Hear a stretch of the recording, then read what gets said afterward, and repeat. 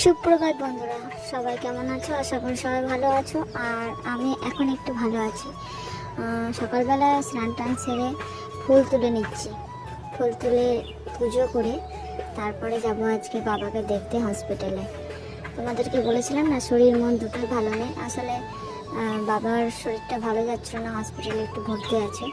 তো বাবার কাছেই যাব, তার জন্য সকাল সকাল স্নানটা সেরে নিয়েছি আর পুজোটাও সেরে নিচ্ছি।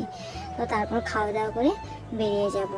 তো এখন বেরিয়ে পড়েছি হসপিটালের উদ্দেশ্যে। তো আমরা এখন রাস্তায়, এই যে হসপিটালের গেটে আমরা এখন ঢুকছি। তো যেহেতু তখন ডাক্তার ছিলেন, তাই আমি তখন ক্যামেরাটা অন ছিল না। এখন বাবাকে দেখাও হয়ে গেছে, দেখে ভালো লাগলো, বাবা এখন অনেকটাই ভালো। তো এখন আমরা বেরিয়ে পড়লাম।